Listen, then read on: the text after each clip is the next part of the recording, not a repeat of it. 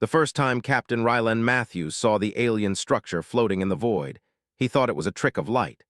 The deep space scanners on the Aegis Explorer had picked up something enormous, a mass of shapes and shadows that didn't match anything in the known star charts. Its surface was uneven, like a tangle of organic and metallic material fused together, and its motion was slow but deliberate. There were no signals, no emissions, nothing that screamed life, yet Ryland felt it. The unmistakable pulse of a presence, subtle and vast, as if the structure itself were breathing.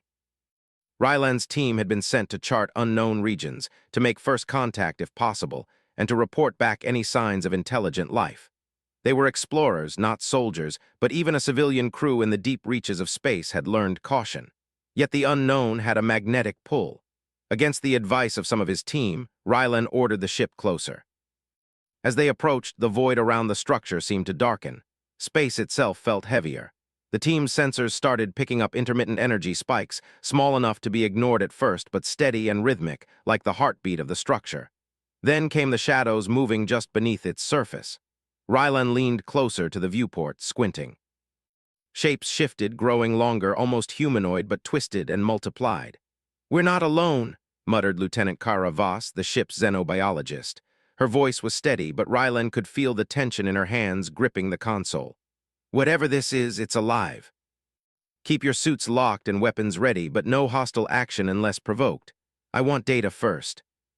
He reached out to touch the surface, expecting hardness, but instead it was soft, almost elastic. The tendrils shifted beneath his hand, moving aside as if aware of his presence. Kara's comm crackled. "Captain, I'm detecting movement below, multiple life forms, possibly hundreds, and they're small, childlike. Their energy readings spike when they move, some kind of containment fields. We're not leaving anyone behind."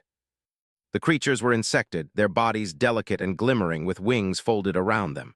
Their eyes were enormous, reflecting the light with intelligence and fear. Ryland felt a pang in his chest. He had seen alien life before, but never this innocent. These were children. Whatever species this was, they were young and they were alone. "Can we open them?" asked Voss, her voice barely a whisper. "We can't just leave them here." "It'll be risky, but we don't have a choice." "Captain, maybe we should," Voss began, but Ryland shook his head. "No, we can't leave them. If we fail together, but we don't run. You're safe now." The presence was immense, a tide of awareness that filled every corner of the structure. The children's wings fluttered in panic. The voice was not angry, not cruel, but it carried power beyond comprehension. "Stay calm," he whispered to his team. "Do not provoke it. We are not here to fight." The tendrils gathered into something humanoid, impossibly tall, with wings that spanned the ceiling. Its eyes glowed like molten gold, and its gaze fell upon Ryland. He could feel it studying him, weighing him, understanding him. "You saved them. You risked yourself. Few ever show such disregard for self." "Why?" Ryland swallowed. He had no answer that the Queen would understand. "Because it was right," he said simply. "Because they are alive and they deserve to be free." Their trust was complete, and it struck Ryland how fragile the balance was. One wrong move and they could all be lost. "Leave now and take them. You will not be harmed, or stay and face consequences." Ryland glanced at his team. "We leave," he said firmly. "We cannot stay here, not yet, but we will take them with us. We will protect them. But know this, human, your actions have consequences beyond your understanding." Ryland led the children back through the twisting corridors, feeling the structure itself move with them. The way out was not easy. Tendrils lashed across their path, corridors folded and shifted, trying to trap them. But human ingenuity proved more adaptable. Ryland and his team improvised, building temporary paths, diverting energy flows, and guiding the children safely. Every decision, every small maneuver relied on split-second judgment and trust in one another. When they finally reached the airlock of their ship, Ryland paused, looking back at the alien megastructure. Its form seemed to shimmer in approval, a silent acknowledgement of his courage and determination. He knew this was not the end. The Queen had marked him in ways he did not yet understand. The children were taken aboard the Aegis Explorer, their alien forms awkward and fragile in the human-designed environment. Medical scans showed nothing was physically wrong, but Ryland could feel their fear, their confusion, and their trust. Somehow, against all odds, they had accepted him as protector. "Captain," Voss said quietly, We just survived something beyond comprehension. You didn't just risk your life for them, you risked all of us. That's all humans know how to do. We survive, we protect. We choose the right thing even if it's hard. Somewhere deep in the vastness of the galaxy, the alien queen had seen it. And somewhere he knew her awareness of him had changed. Humans were not predictable. Humans did not bend. And now she could not ignore him. Rylan looked out the viewport at the stars, at the empty void beyond. He felt small. But he also felt something larger, something that went beyond fear or survival. Humanity had touched something unknown and survived. Humanity had acted when no one else would. And somewhere out there, in the pulse of the living structure, a presence had taken note. For the first time, Rylan realized that the galaxy had just begun to notice humanity. And it was not yet sure whether to fear them, admire them, or respect them. The children chirped softly in their alien way, nudging his hand. He smiled, feeling the weight of responsibility settle on his shoulders. This was only the beginning. Whatever the Queen's next move, humanity would not run. And Rylan Matthews would not let the children be taken. Not now, not ever. The Aegis Explorer drifted silently in orbit around the alien megastructure, the children resting in specially designed containment chambers that were more like safe rooms than cages. Rylan Matthews watched them from the bridge, their small forms twitching with curiosity as they explored the strange, human-made environment. They had survived the ordeal on the surface, yet their wide, shimmering eyes still held fear, a fear that would not vanish quickly. The quiet was shattered by a sudden ripple across the ship's sensors. The energy readings from the structure flared in waves, larger and more complex than before. The crew froze. The pulse was not hostile, but it was impossible to ignore. Rylan recognized it immediately as communication, not through sound, but through thought and sensation. Then it came, a presence that filled every corner of the ship, surrounding him and his team. It was not a voice, but a feeling, vast, intelligent, patient, and immensely powerful.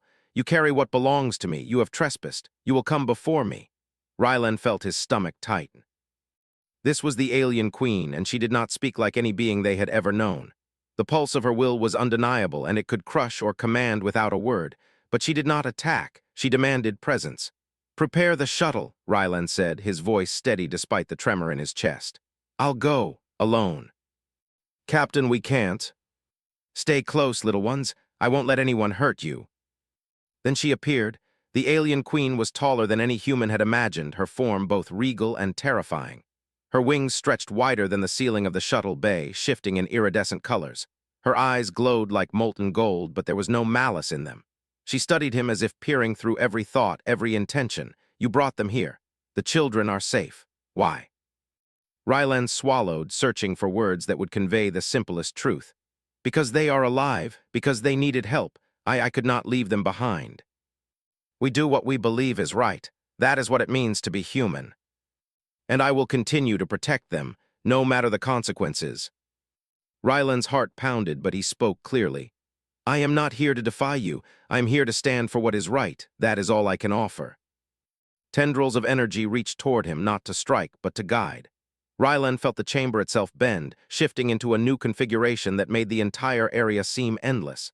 The Queen was testing him, shaping reality to see how he would react. "You will undergo a trial," she said, the words vibrating in his mind rather than his ears. "A trial that no other species has survived. Only by enduring it will you demonstrate the worth of humans." The walls around him became a labyrinth of mirrors, each reflection twisting his appearance into monstrous forms. Shadows moved along the edges, whispering threats in languages he did not understand. Yet Rylan did not flee. He focused on the children's safety in his mind, visualizing their escape, imagining every path he could take. His human ingenuity and imagination guided him where instinct alone could not. Each step he took in the illusion, the paths shifted, but he adjusted, never panicking. Hours, perhaps days, passed in the trial. Time had no meaning within the Queen's presence. Rylan was pushed to the limits of his endurance, forced to confront hunger, exhaustion, fear, and pain, all illusions but sensations that felt real. Still, he persisted. The children's faces remained his anchor, their lives his mission. Finally, the illusions shattered. The chamber returned to its original state, calm and quiet. The Queen observed him silently, wings folded. "Remarkable," she said. "You did not dominate, you did not obey blindly. You adapted, you survived without surrender. Humans are dangerous, and yet in your danger you shine." Rylan felt a wave of relief, but he did not lower his guard. I do not seek praise, I only seek safety for them. They trust you, no other species has formed such attachments. Your species chooses connection rather than instinct. This is unsettling, Voss's voice echoed in his memory. Captain, we underestimated them. This is more than first contact. In a galaxy where strength often meant domination, humanity's strength lay elsewhere, in courage, empathy, and the will to act rightly even when the odds were impossible. You have proven your worth, human, and yet I do not understand why you would risk yourself for those who cannot repay you. Because they are alive, he repeated simply. Because I would want someone to do the same for us. Rylan felt the full implication, though he did not speak it aloud. The Queen's interest was more than mere observation. The human species had made an impression unlike any other, and he was now at the center of it. You will return to your ship with the children unharmed. Your actions will be noted. Know this, human, your choices have consequences that reach far beyond this chamber. Rylan bowed slightly. I understand, I accept the consequences. As Rylan guided the children back to the shuttle, he realized the trial had not been for himself alone. It had been a lesson, a measure of what humanity represented. Humans could survive not through overwhelming force, but through ingenuity, empathy, and moral courage. Even the alien queen, a being of immense power, recognized that humans were unlike any other species she had encountered. The shuttle detached, heading back to the Aegis Explorer. The children nestled against him, their alien warmth calming his own racing heartbeat. He knew this encounter would change the galaxy. It had changed him. When the ship finally returned to orbit, the crew awaited them anxiously. Voss stepped forward, eyes wide. Captain, what happened? How did you survive? They had survived, and they had won respect, though the weight of that respect and the consequences it would bring was still to come. Somewhere in the pulse of the living structure, the Queen watched and considered the future. A human had entered her domain, challenged her, and emerged without fear or submission. That alone was extraordinary. And in the children's laughter, faint as it was, she sensed something rare, connection, trust, and perhaps even loyalty. Rylan Matthews smiled at the thought. The Queen had made it clear, this was only the beginning. Humans had taken the first step into a galaxy that did not yet understand them. And when the next challenge came, he would not run. He would stand, as he always had, guided by courage, intelligence, and the stubborn refusal to leave the helpless behind. Rylan Matthews felt the weight of the galaxy on his shoulders as the Aegis Explorer left the orbit of the alien megastructure. The children clung to him, their alien forms fragile and bright, wings quivering nervously with each turn of the ship. He had survived the Queen's trial, but the sense of awe, even fear, remained. Humanity had shown courage, but the universe was vast, and he understood now that survival alone would not protect them. Back on the bridge, Rylan studied the stars. Each point of light represented a potential threat, a civilization, a world that might not welcome humans. Yet he felt a strange strength as well. The Queen had seen him. She had acknowledged human capability and human morality. That acknowledgement alone was more powerful than any weapon. Captain, Kara Voss said softly, breaking the silence, I've run the scans again on the children. Their energy signatures, they've changed. They're adapting to our environment faster than I expected.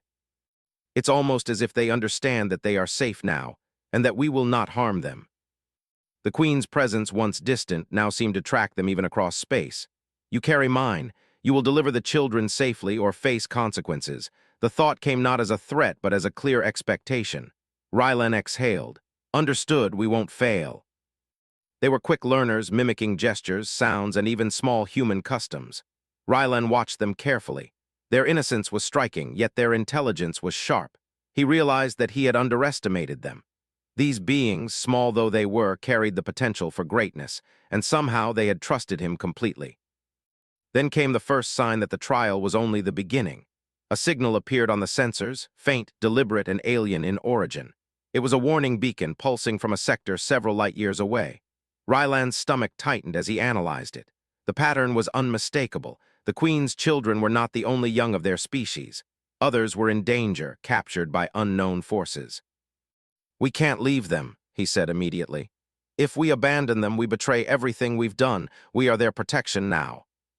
We always do. As they approached the coordinates, the ship's sensors revealed a massive space station, entirely organic in appearance, unlike anything humanity had built or catalogued. The structure pulsed with energy and faint life signs flickered inside, dozens of small forms, unmistakably similar to the children he had saved. Captain Voss said, voice trembling slightly, "They're alive, but they're trapped. And it's more complex than anything we've faced before. This station, it's alive just like the Queen's structure, and it's defensive." Rylan led them through the shuttle, navigating the shifting corridors of the station. It was a living labyrinth, walls pulsating, corridors folding unexpectedly. Every step was a risk, every breath a challenge. Yet Rylan moved with confidence, guided by experience and human intuition. When they finally reached the holding area, the young aliens were clustered together, frightened, wings trembling. Rylan knelt beside them. "It's okay. You are safe now. I will get you out of here." He would not let anything harm them, but the station resisted. The walls shifted, creating barriers and energy pulses that sought to trap them. The human team adapted, using tools, logic, and improvisation. Every obstacle the station presented was met with creative solutions. Temporary bridges of energy, field disruptors tuned to alien frequencies, and coordinated teamwork that combined human intuition with quick thinking. Hours passed. The children were freed one by one, each rescue more difficult than the last. Rylan's mind raced, calculating every possibility, predicting every movement of the living station.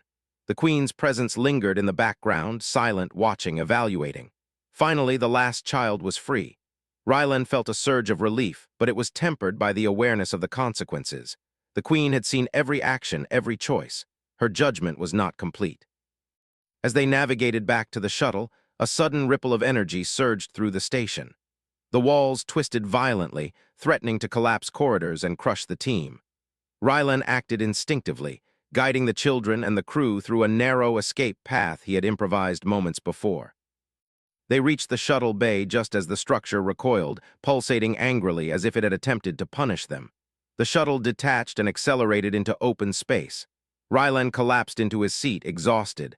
The children huddled around him, chirping softly. "You're safe now," he whispered. "I promise. You have done what others could not. You saved many of mine, and you survived challenges that would have broken others. Humans, you are extraordinary." Rylan exhaled, feeling the weight of her words. Extraordinary. It was not praise, but acknowledgement. And in the Queen's acknowledgement lay both danger and opportunity. Yet you have more to learn. More tests await, more trials. The galaxy is changing, human, and you will not be able to face it alone. He nodded internally. He understood.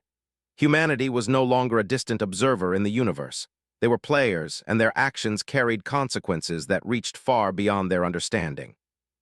But he also knew that humans had something unique, an ability to act rightly without coercion, to choose courage over fear, to protect others even when it endangered themselves. The children's wings brushed against his arms, grounding him. He smiled, feeling a surge of hope and resolve. Whatever the Queen or the galaxy threw at them, he would face it. Humans did not surrender. Humans did not bend. And humans, Rylan thought, had something no one else possessed, the choice to stand for what was right. As the Aegis Explorer traveled toward human-controlled space, the alien children learning, adapting, and observing, Rylan reflected on what had transpired. Humanity had touched something ancient and powerful. They had acted where others feared. And they had earned attention, not through domination, but through courage, morality, and connection. Somewhere deep in the vastness of space, the Queen considered the implications. A human had entered her domain, challenged her, and emerged not just alive, but triumphant. Their species was unlike any she had seen. Dangerous, yes, but also remarkable. They did not follow instinct. They did not obey blindly. They chose, and that choice made them unpredictable and powerful. Rylan turned to the stars, feeling a strange mixture of fear and exhilaration. Humanity had been tested, and they had passed. But he knew this was only the beginning. The galaxy was vast, full of unknowns, and the presence of the alien Queen ensured that nothing would ever be the same. Yet for the first time, Rylan felt a spark of optimism. Humanity had proven that their greatest strength was not weapons, not numbers, but their hearts and minds. They could face the impossible and survive. They could defy expectation and triumph. And as long as he and his crew stood together, guided by courage and moral conviction, they would continue to do so. The children chirped softly, wings brushing against him as they settled into the safety of the ship. He looked at them and felt the weight of responsibility and the promise of hope. The universe was vast, the trials far from over, but humanity had shown that they could rise no matter the challenge. and somewhere in the pulse of the living structure, the Queen had taken note. A human had touched her world and survived, not through strength alone, but through ingenuity, courage, and heart. That fact alone would echo across the galaxy in ways Rylan could not yet imagine. Rylan Matthews stood on the bridge of the Aegis Explorer, gazing at the stars with a mix of awe and tension. The alien children were safe for now, their small forms exploring the ship's corridors curiously, yet he could feel the weight of the universe pressing on him. The Queen's presence lingered in the back of his mind, subtle but unmistakable, like a tide ready to surge. Her acknowledgement of humanity's courage and ingenuity had been extraordinary, but he understood the truth. Her interest was not merely observation. The Queen had a plan, and humans were now part of it. The signal came without warning, a pulse that rippled through space and directly into the ship's systems. It was not a threat, nor a request, it was a command. The Queen had marked their course.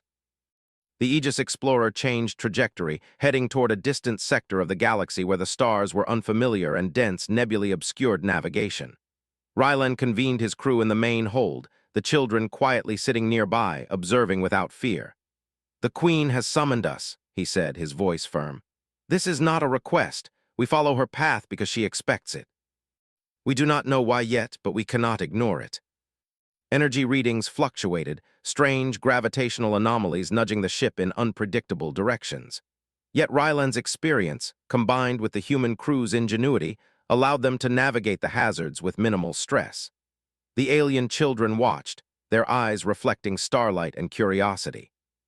Each obstacle, each challenge, reinforced something Rylan had known for a long time. Humans thrived where others feared. When the Aegis Explorer emerged from the nebula, the Queen was waiting.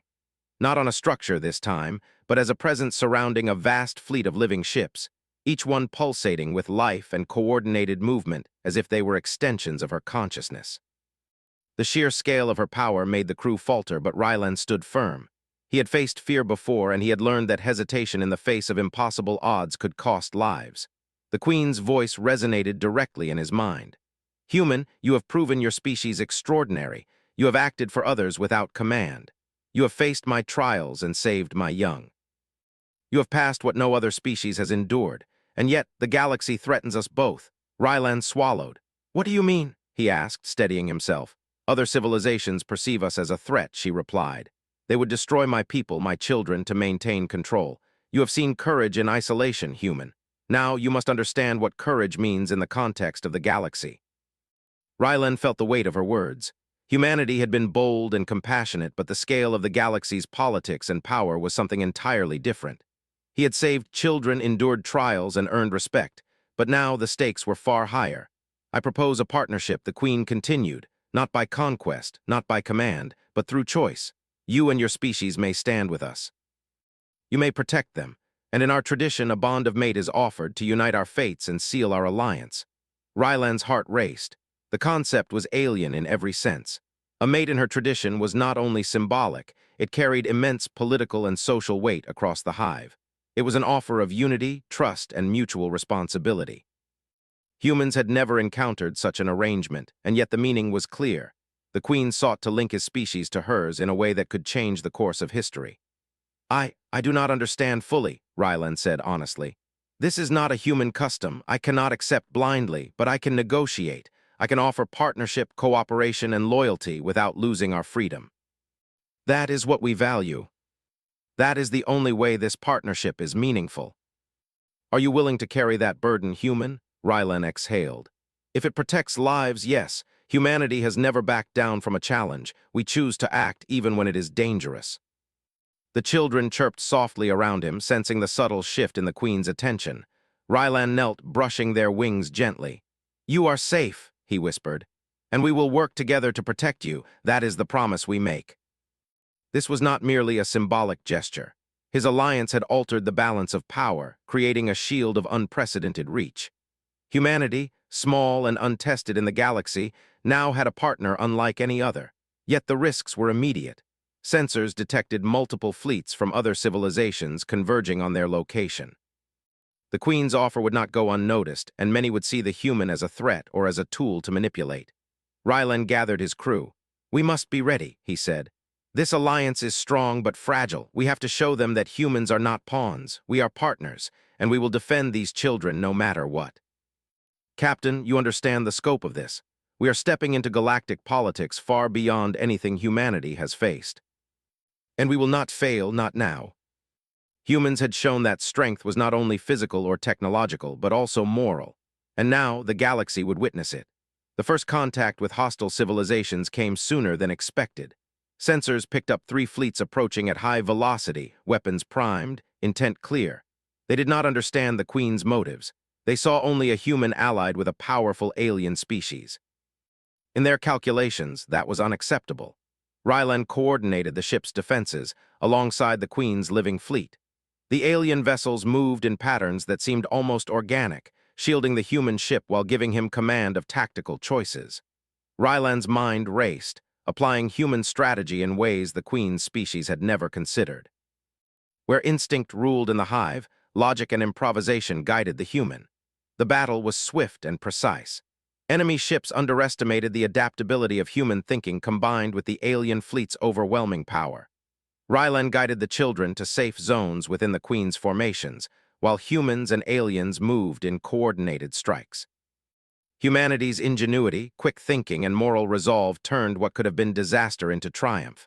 Afterward, the fleets withdrew, leaving the Aegis Explorer and the Queen's children unharmed. Rylan exhaled deeply, feeling both relief and exhaustion. The Queen's presence enveloped him once more, softer this time, almost approving. You acted wisely. You chose to protect, to lead, and to think. You are unlike any species I have encountered. Humanity, your potential is significant. Rylan looked at the children, their wings fluttering softly as they chirped. You are safe now, he whispered again. We will make sure of it together. The Queen's proposal was more than a bond. It was a recognition that humans could act morally and strategically where others might fail.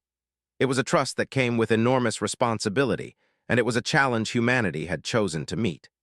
The Aegis Explorer now carried not only children, but a symbol of courage, moral choice, and human uniqueness. Somewhere in the pulse of the Queen's presence, Rylan could feel the unspoken acknowledgement. Humanity could not be controlled, predicted, or dismissed. They were a force defined not by fear, but by choice.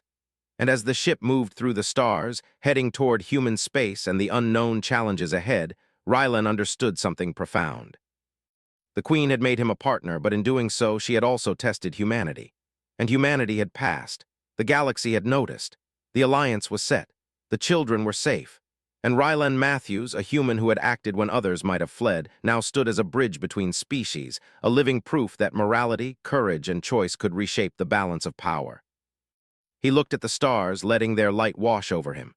Whatever came next, he knew humanity would stand. They had endured trials no other species could survive. They had saved lives, faced powers beyond comprehension, and emerged not broken but stronger. Somewhere the Queen's presence lingered, vast and thoughtful, considering the implications of this bond. A human had entered her domain, challenged her world, and emerged not only alive but unbroken. That fact would ripple across the stars, changing perceptions and setting new rules for interaction, diplomacy, and power. Rylan Matthews exhaled, feeling both exhaustion and hope. Humanity had won respect, forged a new alliance, and proven their unique worth. But he knew this was only the beginning. The galaxy was vast and greater challenges awaited. Yet humans had shown they could face the impossible and not only survive but thrive. And with the Queen watching, the children safe, and his crew ready, he felt a deep certainty. No matter the odds, humanity would stand. They would act with courage, morality, and heart. And the universe would never underestimate them again. The galaxy had changed. Rylan Matthews felt it in every pulse of the Aegis Explorer, in every flicker of light from distant stars. Humanity's alliance with the alien Queen was no longer a secret. The fleets of distant civilizations were watching, recalculating, and reconsidering. What had begun as a mission to explore unknown space had evolved into something far greater. Humanity was no longer merely a distant, fledgling species. They had proven themselves capable of courage, wisdom, and moral judgment on a scale that others had neither anticipated nor understood. The Queen's fleet surrounded them as they traveled toward the edges of her territory, not as captors but as allies. The alien children nestled against Rylan and his crew, their trust in humans complete. He felt their warmth, their innocence, and their intelligence, and he understood the weight of responsibility he now carried. The Queen's offer, the bond she had placed upon him, was more than personal. It was symbolic. Humans were now inseparable from her people in the eyes of the galaxy.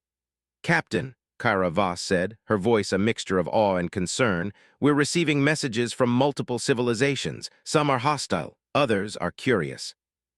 They're asking for negotiations, alliances, or declarations of war." A fleet from the Saurian Dominion, a species known for their ruthlessness, approached with weapons primed, their ships gleaming under the light of nearby stars. They did not understand the alliance, did not understand the Queen, and certainly did not understand the human aboard the Aegis Explorer.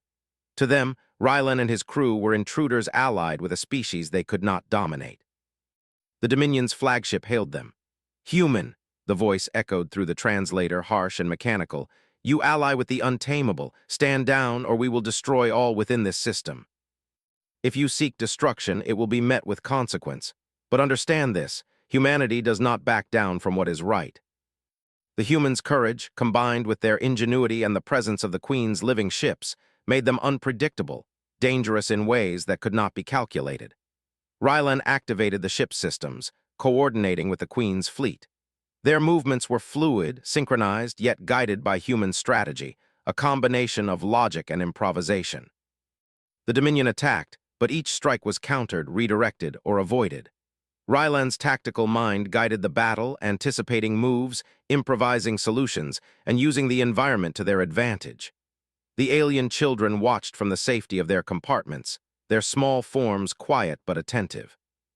Rylan realized that they were learning, observing not just the humans' courage, but their ingenuity, their moral judgment, and their refusal to act out of fear. Humanity was teaching them more than survival, it was teaching them choice. Hours passed in the engagement, though time felt distorted in the vastness of space. The Dominion's fleet was forced to retreat, not because of overwhelming power alone, but because of human adaptability and the undeniable partnership between humans and the Queen's forces. Rylan exhaled, feeling the tension ease slightly. The children chirped softly, sensing safety again. The Queen's presence washed over him, warm and approving. "You have acted wisely, human. You have proven not only courage but leadership. Humanity, your species is formidable in ways I had not anticipated." Rylan nodded, though the weight of responsibility remained heavy. "We act because we must, not for glory, not for fear. We act to protect. That is the human way." The aftermath of the battle sent ripples across the galaxy. Civilizations that had underestimated humans were forced to reconsider. Diplomats, scholars, and leaders spoke of a species that had defied expectation, that had acted with courage and morality, that had survived trials no other species could endure. Humanity was no longer fledgling. They were now recognized as a force whose actions could not be ignored. Rylan and his crew continued their journey, guiding the children back to safety, teaching them the ways of both human thought and the alien hive's culture. The children adapted quickly, learning to navigate, communicate, and understand the concepts of choice and morality. Their small voices, soft and curious, filled the ship with life and hope. One evening, as the Aegis Explorer drifted through a quiet sector of space, Rylan reflected on what had transpired. The Queen's proposal, the trials, the battles, they had all led to this point. Humanity had proven itself not just to the Queen, but to the galaxy itself. They had survived impossible odds, saved lives that others would have abandoned, and demonstrated the unique human ability to act rightly, even in the face of fear. Kara Voss approached, her expression thoughtful. "Captain, do you realize what this means? We are not just explorers anymore. Humanity has changed the galaxy. Our actions have consequences far beyond what we imagined." They were more than charges, they were symbols, proof that choice and morality could shape the galaxy in ways that power alone could not. As they approached the edges of Queen's territory, Rylan received another message, not from a fleet, but from the Queen herself. "Human, your actions have set a precedent.